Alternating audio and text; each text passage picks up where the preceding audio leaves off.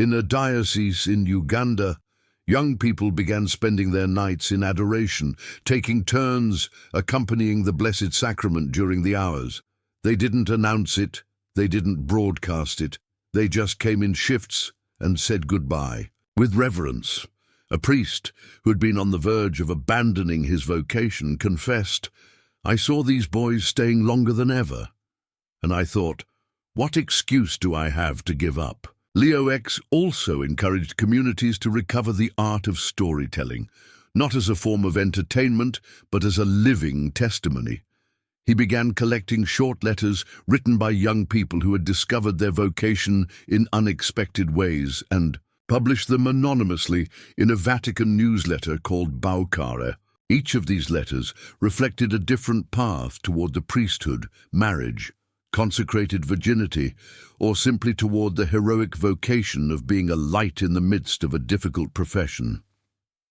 "I was going to leave teaching," one letter said, "but I read that the church needs witnesses, not just employees. So I stayed. Now I start each class with a moment of silence. Nobody is stopping me, and something is changing." This silent revolution of meaning began to spread not through advertising strategies, but through real presence. Groups of young Catholics who previously met only for social activities began to integrate the liturgy of the hours. The evening meetings included moments of guided silence. The lines for confession grew not out of obligation, but out of sincere desire. Meanwhile, Pope Leo XIV remained, as always, serene, silent, and deeply attentive to the movements of the Spirit. In a letter to the young people of this world, saturated with distractions, he wrote, "You were born into a noisy age, but don't be mistaken. Your longing is not for fun, it's for eternity. You may be tired, but Christ never tires of calling you."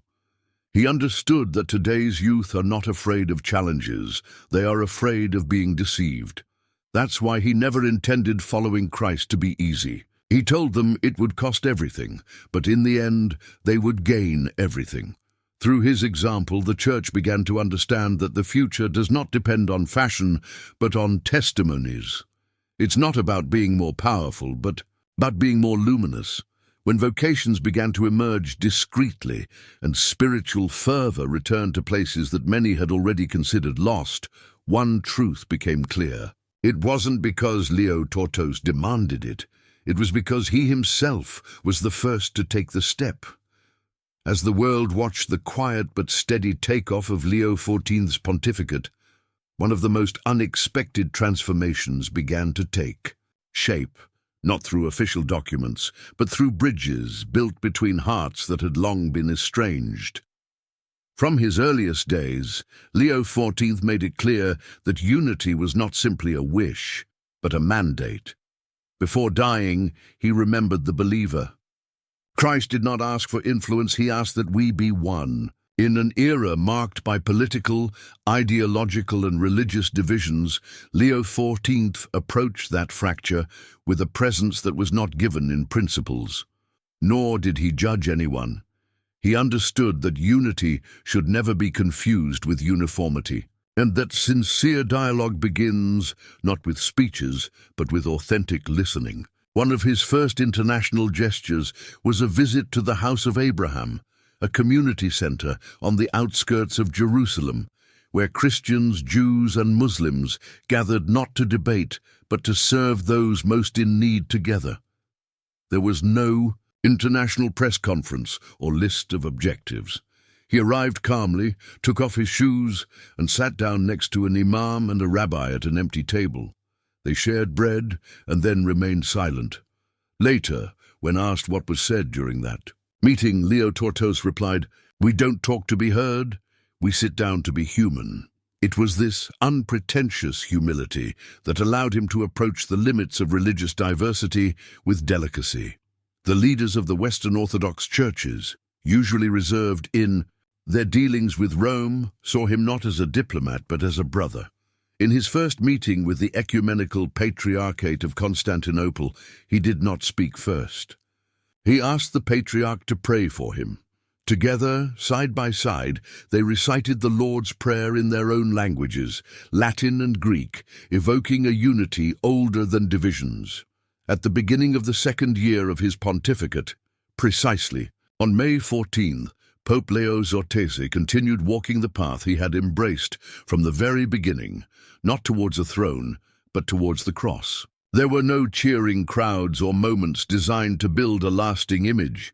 He wasn't looking to be in the history books. He was looking for Christ. And little by little, almost without it being noticed, the Church began to follow him. It was not a revolution of banners or structures, but something deeper, a silent awakening of consciousness, a rediscovery of the sacred mystery. The silence of the Church began to fill, not with noise, but with prayers. The seminaries that had once doubted their meaning were filled, not with aspirants, but with true vocations. They were not empty, they were inhabited by disciples. There were no figures that could measure that transformation, no speech could explain it. But it happened.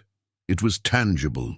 In a rural corner of Vietnam, a group of young Catholics rebuilt a small wooden chapel destroyed by storms with their own hands, without funding or recognition, because they had seen a video of Leo XIV praying in silence and wanted to create such a space. In Argentina, inmates began reading his homilies on their cell phones, tracing the boundaries of their confinement with the nuances of words that touched them deeply and truly. In Germany, a former atheist lit a candle in a cathedral and said, "A prayer for the first time in 2 decades," not because he was convinced, but because the silence he perceived encouraged him to try. That man dressed in white had become something more than a leader. It had become a sign not of perfection or authority, but of presence. And perhaps that is what defines the mark that Leo XIV left. He will not be remembered for the number of his decisions or the boldness of his decrees. He will be remembered for reminding the Church that it was never created to impress, but to love. He never claimed to have all the answers. In fact, he often told the world, "We don't need more answers, we need more faith." And thanks to that simple certainty, he did not guide the faithful with impositions, but with consistency. He walked in Peter's ancient light, not to cast a shadow, but to reflect the one who called him by name. And so the Church today stands at a threshold, not of a renewed political era or a new theological program, but of something older and more eternal, the threshold of recollection. Leo XIV did not ask us to be bolder, but more humble, to become like the mustard seed, to return to the silence that speaks louder than any noise, to remember that the Church is not built with movements, but with ordinary Tuesdays, with faithful mothers, with anonymous missionaries and hidden monks, with those silent saints whose names will never be known, but whose prayers sustain the world. He once said, "The true testament of a pope is not what he leaves written in stone, but what he sows in the soul." And in that sense, perhaps his pontificate has only just begun, for the seeds are everywhere now, in remote villages and in great cities, in deserts and on islands, in hospitals and in monasteries, in the hearts of those who heard his call above the din of the world, in the lives of those who rose again because someone before him stood up for them. Those seeds will grow not because of a laid plan, but because God takes pleasure in it. And if Leo XV taught the Church anything, it was this: when we make room for God, he occupies it. When we choose silence, he reveals himself. When we embrace the cross, he sustains us. And so the bells of St. Peter's still ringing, not for the glory of one man, but for the compassion of a Saviour. And somewhere, behind the windows of a simple room in the Vatican, a poet dressed in white concludes his journey, not to applause, but in prayer. Because for Leon XIV it was never about being seen, it was always about staying true. It was always about remaining faithful. And in that faithfulness, the Church will rise again, not with human splendor, but with the grace of God. Thank you for being with us during this time of reflection. If this message has touched you deeply, we invite you to leave a comment with your thoughts or a prayer. Perhaps someone reading it will find comfort or hope. If you wish to continue walking with us in silence, faith, and simplicity, we encourage you to subscribe to the channel and activate notifications, not to follow a trend, but to keep us united in what is essential. May the Lord bless you and always be with you. In the noise of the world and in the silence of the soul, music. Those people who, amidst complaints and difficulties, often create blogs, authentic spaces, and Catholic platforms all over the planet. In that letter, I encourage them. You are on the border of the new Areopagus. Don't worry about your limited reach. A single soul reached by beauty and truth is a triumph for heaven. This pastoral care was also reflected in his relationship with technology. Although she used social media discreetly, every word that appeared under her name was treated with the same attention as writing a personal letter. No message was approved without having prayed for it. No video was published without a specific purpose. He used to quote the words of St. Paul, "I have become all things to all men, that by all means I might save some."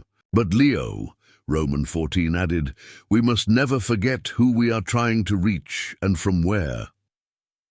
One of his most striking digital gestures was completely unexpected. A short video was released from the Church of Santi Marofidomus, showing a moment of silent adoration before the Eucharist without any narration. For more than 5 minutes, there was no movement, no sound, no visual effects, just silence. Millions saw it. That single video communicated more than 1,000 homilies. He reminded the world that silence is not empty, and that even in digital spaces, Christ makes himself present more clearly through his eloquent silence. Beyond technology, Leo Roman X promoted reflection on the ethics of using technology. In a live global broadcast, he brought together developers, engineers, and technology leaders to examine the moral implications of their innovations. Our tools make us more or less human, heal us or fragment us, he asked them. He did not condemn technology, but he did call for an awakened conscience. He later proposed the establishment of an annual digital Sabbath, an invitation to Catholics around the world to turn off their devices for an entire day and dedicate it to sharing with loved ones, the needy, the elderly, or those who feel lonely. It was not an obligation, but rather a proposal for a rhythm of life and an act of spiritual resistance in the face of a culture saturated with noise. In his encyclical on evangelization in today's world, entitled Lux Silentiae, The Light of Silence, he wrote, "The world is full of voices, but lacking in vision. The Church must relearn to speak not only with words, but also with the witness of life."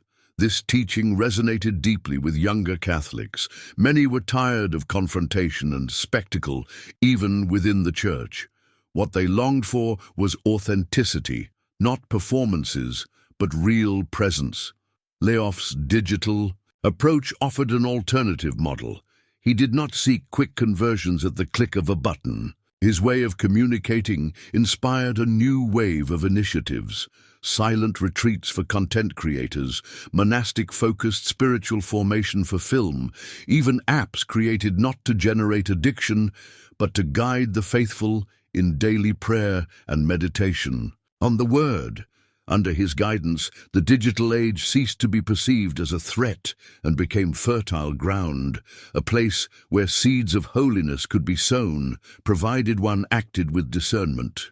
Because when I read Romans 14, I was convinced that even through the screens, Christ continues walking toward us, waiting to be recognized, igniting hearts with the mystery of the Word and the silence that accompanies it. And as his pontificate began, the world found itself facing a deeper question. What future did Pope Leo XIV dream of for the Catholic Church? He never expressed it with grand announcements or a 5-year strategic plan. He responded differently as he lived, with patience, with prayer, word by word, with intention.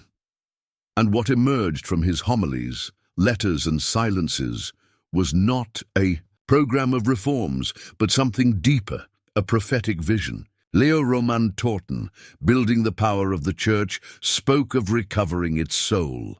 For him, the Church of the future should not be the most influential, nor the most numerous, nor the most powerful.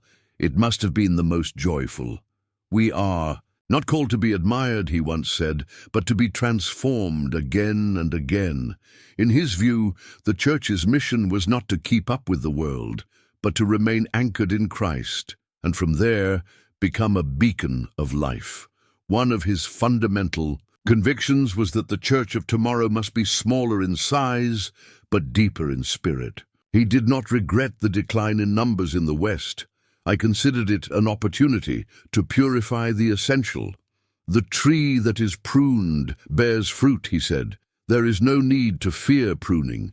He believed that the Church should stop seeking acceptance at all costs. Instead, it had to be rediscovered as a sign of contradiction, as Christ was. In his private conversations with young priests, he often advised them not to pursue relevance, but to aspire to holiness. The world doesn't need more opinions, he told them. It needs witnesses. His vision of the future revolved around 3 fundamental ideas: inner renewal, ecclesial communion, and missionary simplicity. Interior renewal meant that every baptized Catholic had to take personal conversion seriously. In a homily, he stated, "The Church of tomorrow will depend on the hearts that surrender today." He called on the faithful to return to essential practices: daily prayer, frequent confession, reading scripture, fasting, and works of mercy, not as empty rituals but as true sources of life. He envisioned a generation of Catholics whose lives were so deeply rooted in Christ that even in the midst of a hostile environment, they would not be shaken. The saints of this time, he said, would not be visible figures or celebrities, but hidden torches. For Leo, Roman 14. Ecclesial communion did not mean uniformity, but unity based on love. He was fully aware of the ideological divisions that fragmented dioceses, communities, and even religious congregations. However, he never focused on cultural clashes. Instead, he looked towards the cross. "We don't win souls by winning arguments," he warned. "We win them by giving our lives." He longed for a church where bishops would firmly defend the truth, but also know how to weep with those who suffer. A church where the faithful were not simply consumers of religiosity, but active collaborators in the mission, where theologians did not seek easy applause, but rather a knowledge born of silence and prayer, where temples were transformed into assembly halls. But in spiritual homes, church structures, he said, would only have value if they protected grace. Otherwise, they were just noise. It was a modest beginning. A small group of university students in Lisbon began meeting weekly to pray the rosary, not because someone told them to, but because they were drawn to that silence that Leo XIV often spoke of. A young seminarian in the Philippines began writing letters to students sharing his thoughts on the Pope's homilies.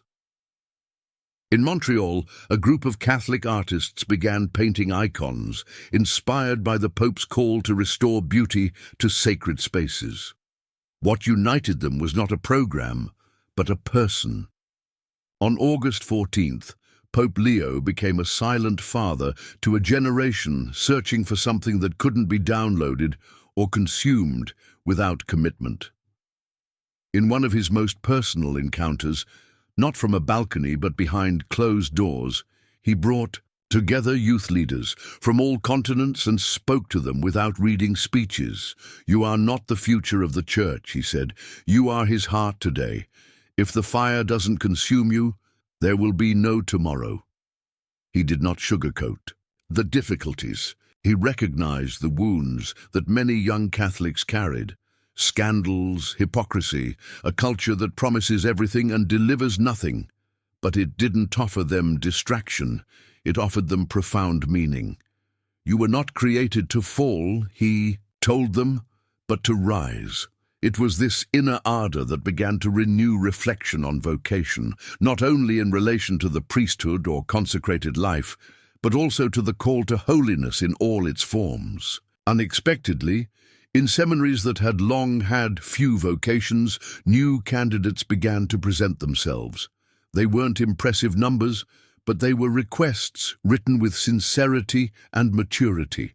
They no longer asked themselves how to advance in the ecclesiastical hierarchy, but rather how to pray, how to live humbly, how to love Christ beyond personal success. In convents in Italy and France, young people began to arrive, often in silence, who had rediscovered the faith not so much through catechism, but by observing the Holy Father kneeling before the Blessed Sacrament with a devotion that spoke volumes than any theological treatise. A young woman wrote in her diary, "I see in him the man I would like to marry, but he has already given his heart to Christ, so I will do the same."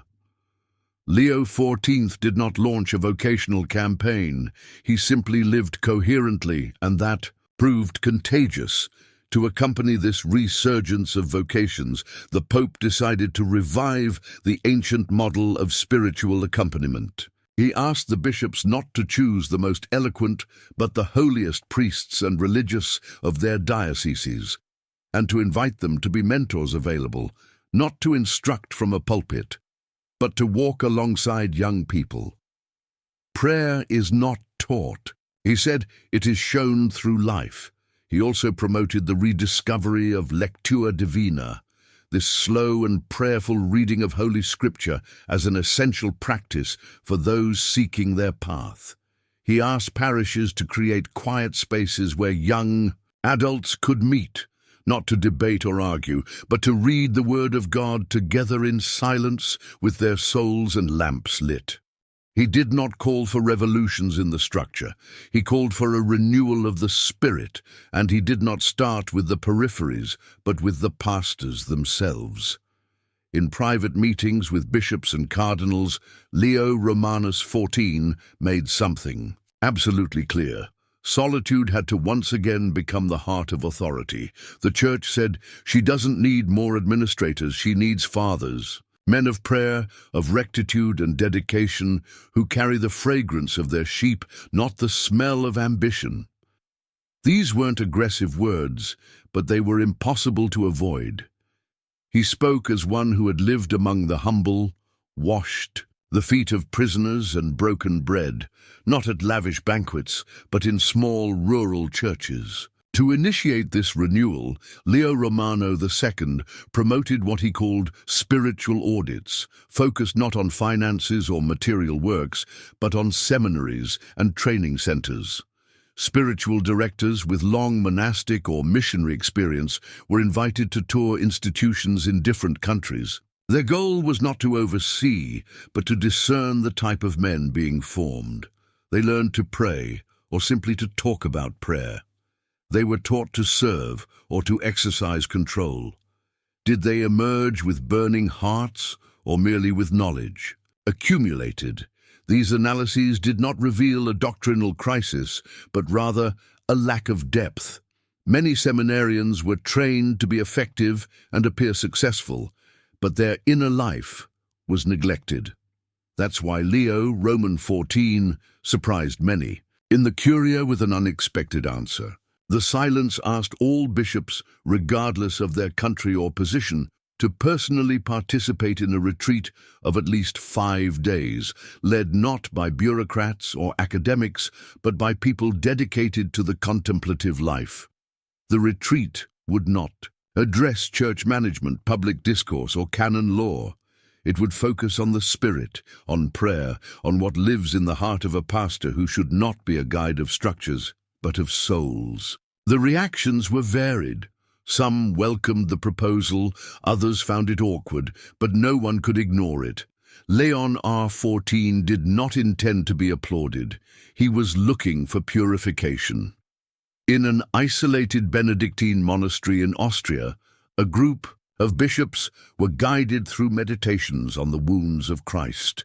During meals, silence reigned. Mobile phones were out of the question. There was no news or emails, just the word, the silence, and the echo of Gregorian chant between the ancient stone walls. One archbishop later described the experience as the most painful and necessary defeat of his life. "I had forgotten," he confessed, "how to simply be with Christ without doing anything for him." That was precisely what Pope Leo XIV hoped to bring about.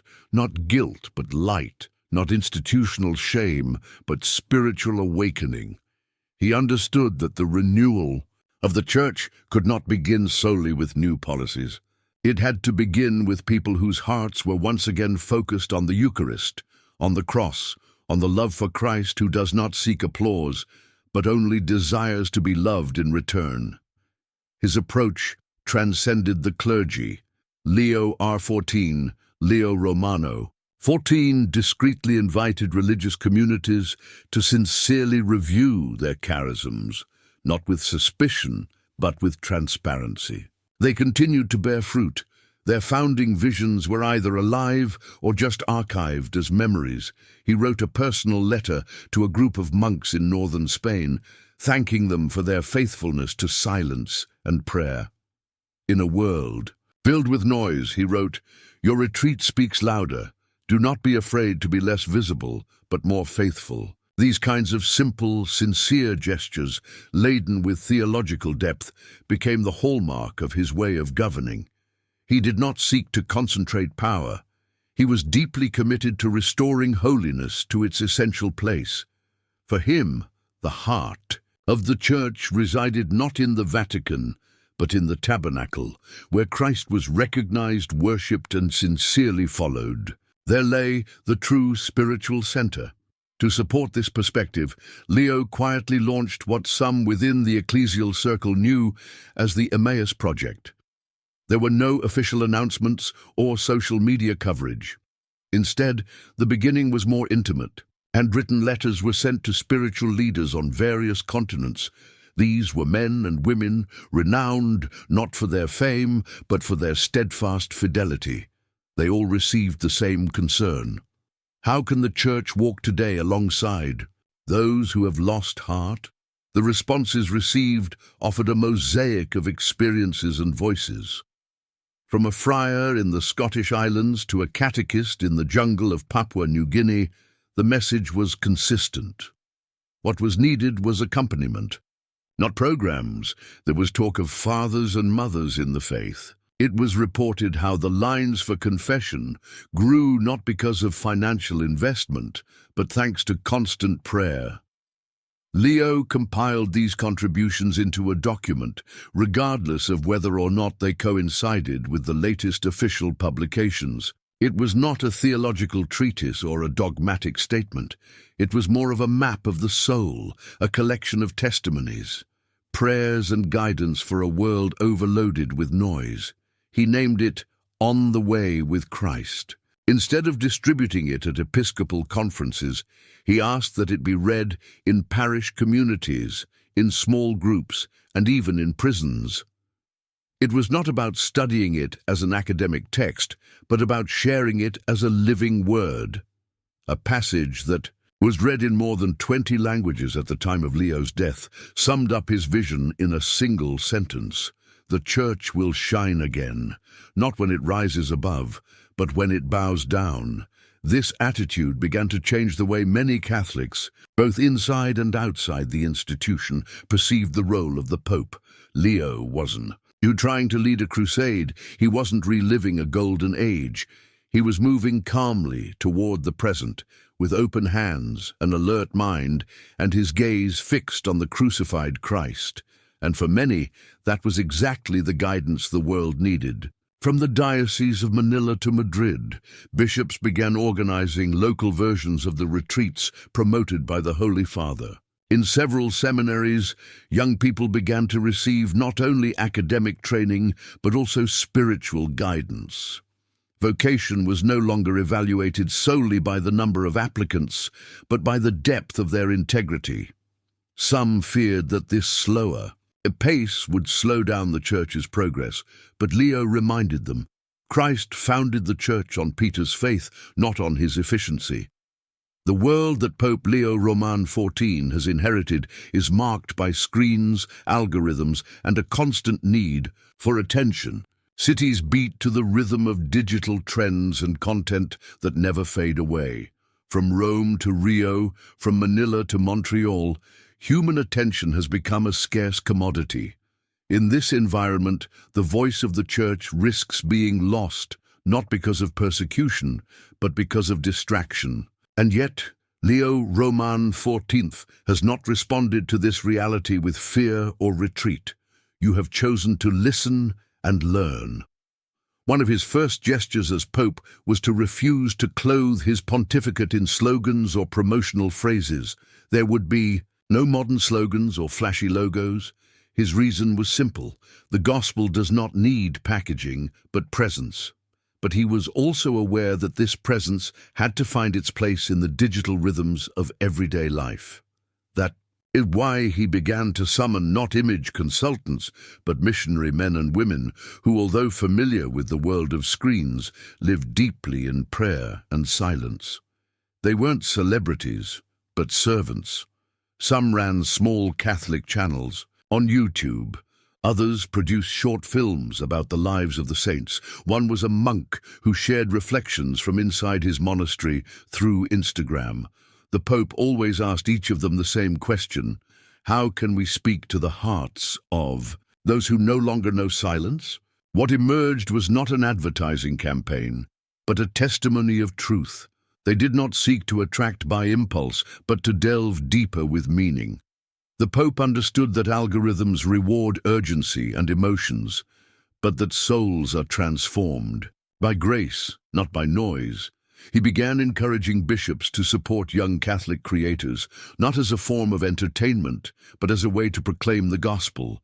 It was not about impact, but about sowing. A bishop in Ghana took this advice and founded a small studio where seminarians could create videos and prayers in their local languages. In Poland, some dioceses launched a project where teenagers recorded podcasts about the Gospels in their school libraries using borrowed microphones. None of this had any appearance of grandeur, but Leo XIV trusted that those seeds, small and humble, would bear fruit in due time. His vision did not stop at creating content. Invited each parish to consider its digital presence as a sacred space. If someone encounters the church for the first time through a broadcast or a website, he said, that experience should be a sincere invitation, not a wall of notices. He insisted that websites should be clear, welcoming, and focused on the encounter, not on information, but on openness to prayer and pastoral accompaniment. In a world that lives on constant updates, he urged the Catholic media to act calmly. Don't be the first to speak, he said. The first thing was to pray.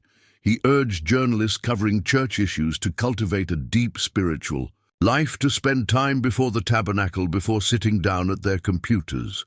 He once remarked to a young Argentine journalist, "If we want to proclaim the truth in the midst of the storm, we must first remain silent." He even wrote a letter specifically dedicated to digital missionaries. For Leo, this story was not simply a biblical tale, but also a prophetic sign. He said, the church today is walking through a time of bewilderment, division, battered by scandals, confusion, and exhaustion.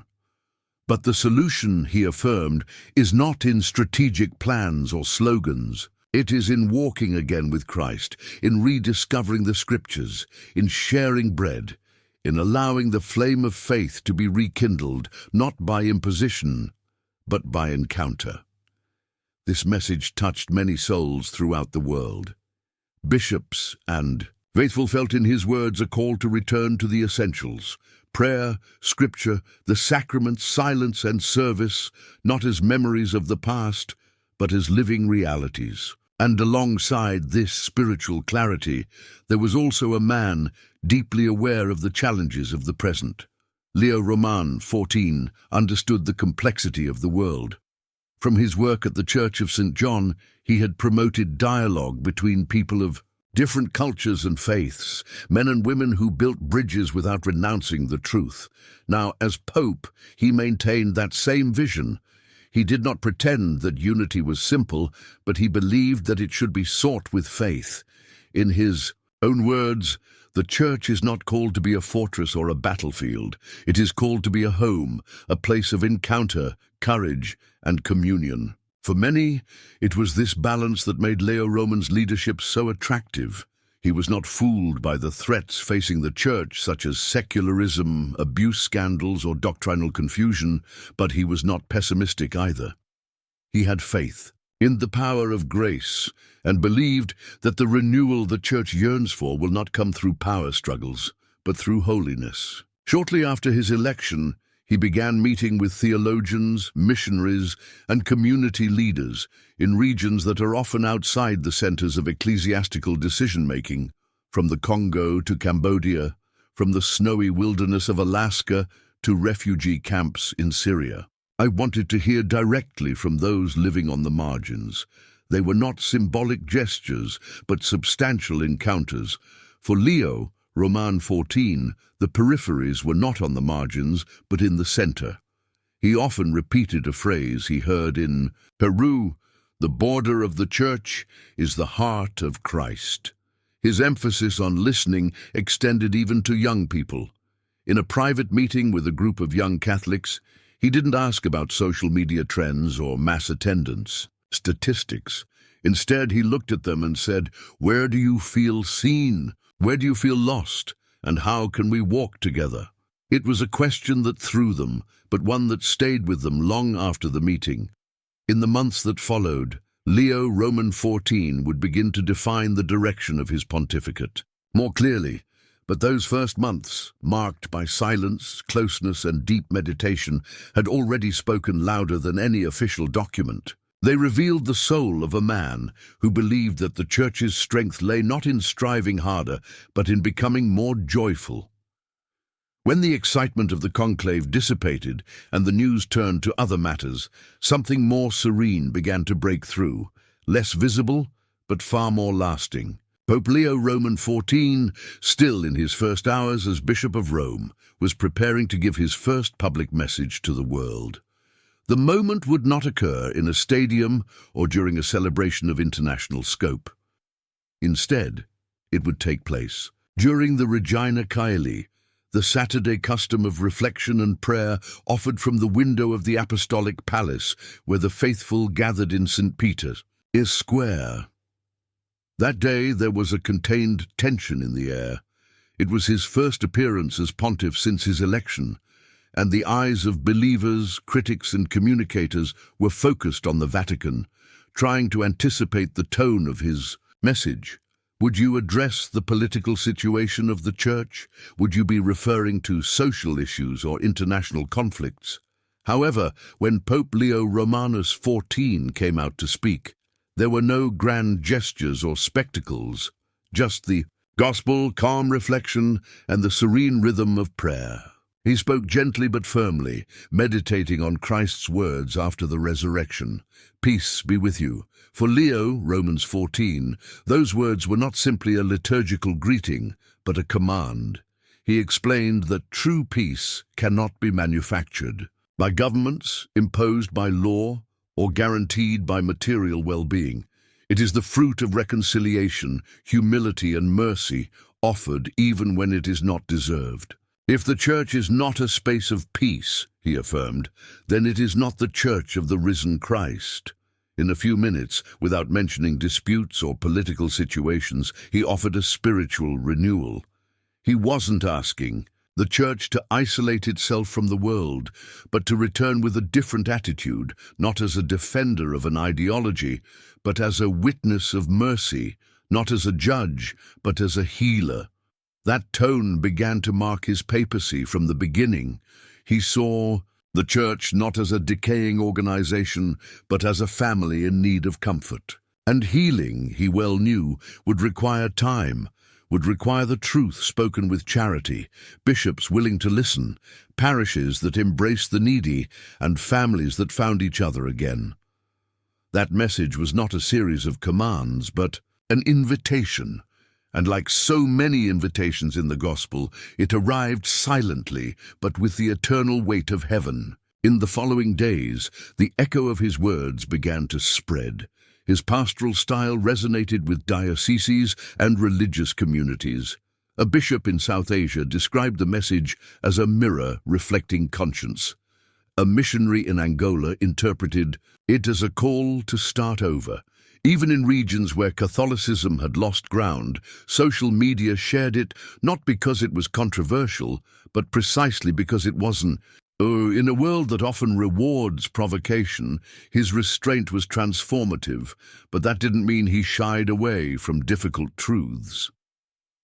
In a private meeting with members of the Roman Curia, shortly after that first message, Pope Leo XIV spoke with unusual frankness. He reminded them that serving in the church is not an honor, but an obligation, that titles matter little before God, and that trust is not earned through tactics, but through personal integrity and transparency within the institution. Attendees described the meeting not as severe, but as deeply moving. He didn't talk about guilt, but about awakening. He followed this style on every occasion, in every intervention, every speech. He avoided extremes. He did not lean towards ideological positions, but rather towards the high. His words often evoked the church fathers, clear, firm, but never hurtful. He frequently quoted St. Augustine, reminding believers that truth is like a lion. You don't need to defend her, just let her free and she'll protect herself. He also mentioned contemporary saints, such as Mother Teresa and St. John Paul II, weaving a web of traditions that felt close and current. And his decision to make his first apostolic trip as Pope, a visit to a refugee community outside Rome, surprised many. An international tour was expected, perhaps to a country with a strong Catholic tradition. But Leo Romano X chose to start with the forgotten. She visited a simple center staffed by a small group of nuns and volunteers who were assisting displaced families from North Africa and the Middle East. There were no press conferences or diplomatic delegations. He arrived without fanfare, shared with mothers and children, listened to young people who had lost their parents at sea, and prayed silently with homeless men. When asked later why he chose that location, he replied simply, "Because Christ lives here." For him, the margins were not the peripheries of human responsibility, but the journey itself. He saw every human being not as a category, but as an image of the Creator. And it was this conviction that began to transform the way people perceived him, not just as the leader of the universal church, but as a witness to something deeper. Soon, the Catholic media began to describe his pontificate as a quiet revolution, a change that advanced with wisdom, clarity, and depth. He did not dismantle tradition, nor did he take refuge in fear. He lived it. In an interview, one theologian stated, "Leo XIV does not shout, he listens." A few months ago, Leo XIV began assembling a group of spiritual advisors. These were not celebrities or influential figures in politics, but men and women who had spent decades dedicated to monastic life, to the evangelizing mission, and to deep prayer.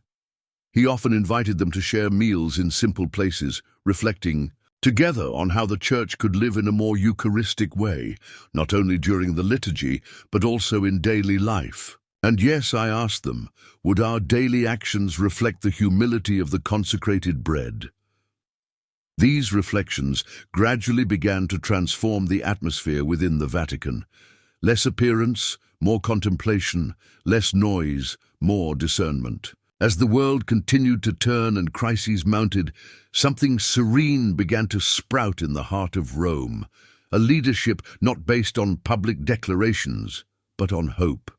And so, among millions of gazes, a silent question arose. Could Leo Romano XIV be the Pope not of an era but of an essence? Not a pontiff defined by his opposition, but by what he was able to reveal. A church that did not react to chaos, but rediscovered its center. That path was just beginning, and the world, perhaps without fully realizing it, was beginning to follow. By the middle of his first 100 days as pontificate, Pope Leo XIV had already begun to transform the core of church leadership, not with authoritarian decrees, but through a quiet return to the roots of discipleship. Music.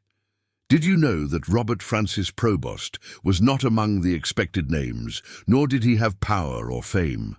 So why was he now, Leo XIII, the silent chosen one who emerged that night onto the Vatican balcony while the world looked the other way? As the sun set behind the dome of the Basilica of the Holy Apostles on the evening of May 8, 2025, a profound sense of expectation filled the air, taking the thousands of people gathered in Vatican City by surprise. All eyes turned to the narrow chimney that protruded from the church's Sistine Chapel. For hours, the world had watched and waited patiently. Finally, without any prior announcement, only the scent of smoke revealed the message. A column of white smoke rose into the sky, ascending in the dim light of the night. The cardinals had already made their decision. A new pope had been elected. Minutes later, the ringing of the great bells of St. Peter. His basilica could be heard reverberating through the ancient walls of Rome like a wave of revelation, and soon after, a figure appeared on the balcony dressed in white, with firm hands and a calm gaze. The name, he said, surprised many. Robert Francis Probost, an American, a missionary, an academic, a man little known to the general public, but highly respected within the church. From that moment on, he would be known as Leo XIV, born on September 14, 1455 in Chicago, Illinois. Robert Probost grew up in a city characterized by its active Catholic communities and immigrant traditions. She came from a working-class family, the daughter of a deeply religious family that valued faith, discipline, and service.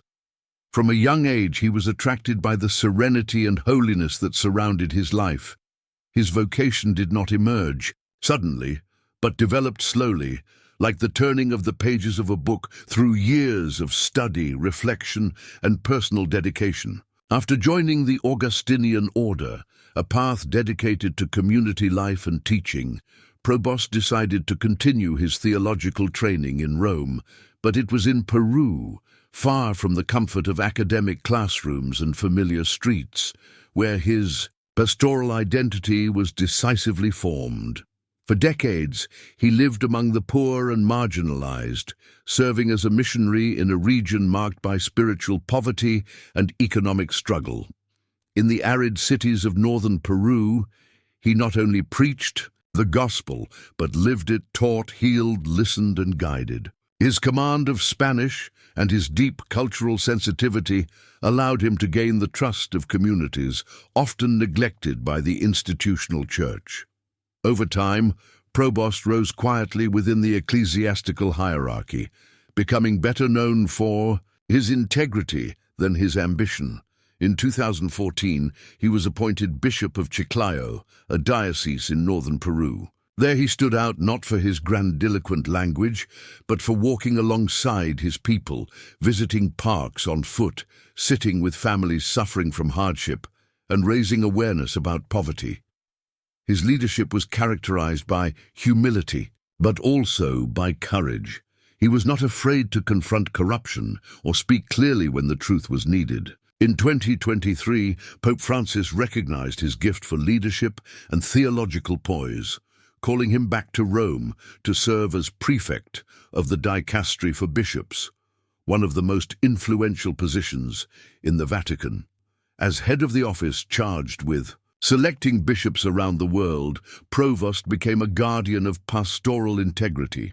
His decisions reflected a preference for those who were closer to his people, spiritually grounded and doctrinally solid, not political figures, but true servants. Despite his power in this position, Probost kept a surprisingly low profile. He rarely gave interviews and almost never appeared before the media. His strength lay in his quiet discretion and the virtues of a life of prayer that were further elevated when the Church experienced a moment of transition following the death of Pope Francis. At the start of the conclave, his name was not one of the most mentioned by journalists. Yet within the walls of the Sistine Chapel, where the future of the Church is decided through prayer, silence, and reflection, his name began to resonate with increasing clarity. For many cardinals, Provost symbolized a serene continuity, far from rigid positions. He was someone capable of preserving Pope Francis's reforms, while at the same time restoring to the papal figure a deeper spiritual dimension and renewed moral clarity. His American origins were less important than his international background. He had developed his vocation far from traditional centers of power, serving in places where faith was not tested through debate, but through poverty, injustice, and spiritual despair. When he appeared on the balcony of St. Peter's Basilica, there was a moment of shared pride. Leo XIV, a name that had not been heard for centuries. It was not a random choice. The last pontiff to bear that name, Leo, was a reformer and thinker who sought to build bridges between tradition and modernity, defending workers' rights while calling for intellectual renewal within the Church. By adopting the name Leo, Roman Tortos, Probost made clear his intention to follow that same path: fidelity to doctrine, openness to dialogue, and a deep commitment to caring for the human soul. From his first words, one perceived the vocation of a man who had dedicated his life to service and who was now called to perform the highest function. The world paid attention, not only because Leo Roman XIV was the first American pontiff in history, but also because he embodied a return to serene authority, pastoral wisdom, and a strong sense of mission.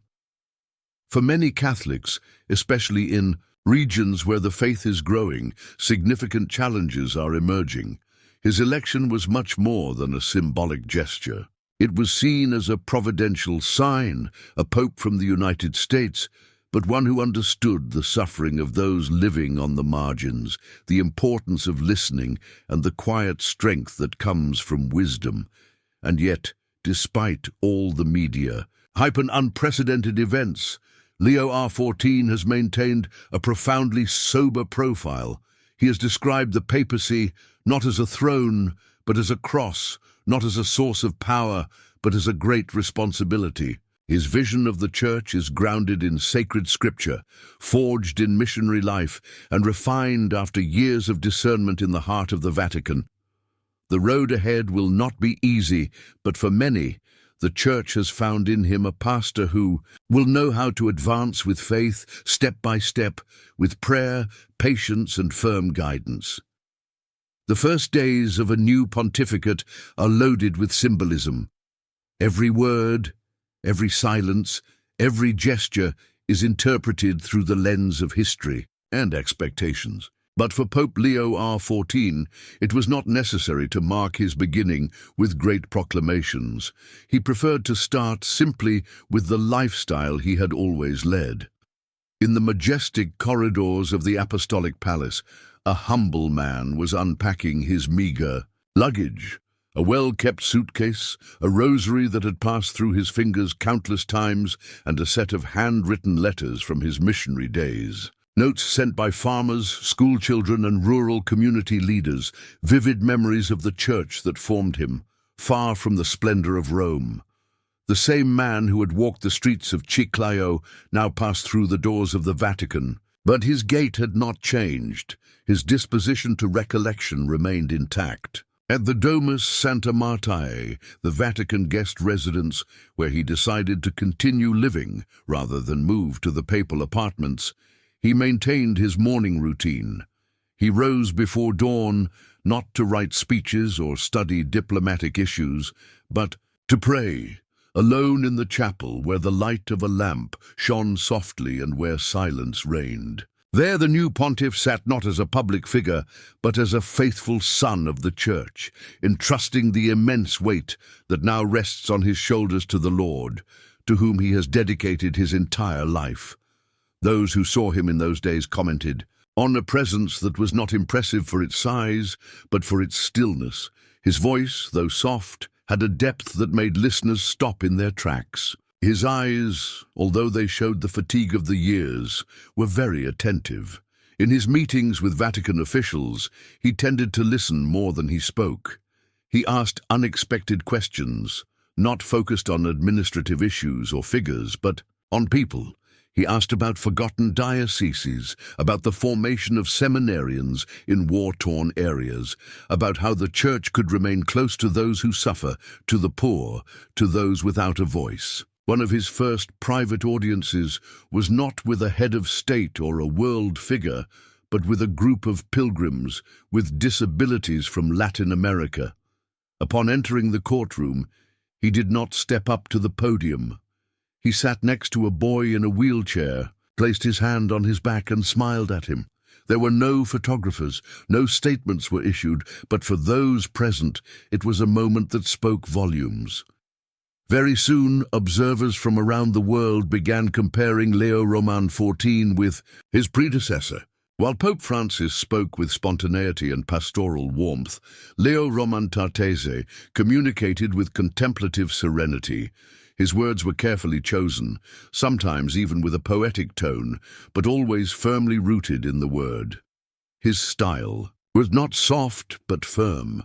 I wasn't trying to move with novelty, but with depth. The choice of his first public message set the tone. Instead of referring to political, economic issues or internal reforms, he reflected on the day's gospel, the story of the disciples on the road to Emmaus. Two men were walking sadly, not knowing what to do, until a stranger joined them, explained the scriptures to them, and kindled their hearts.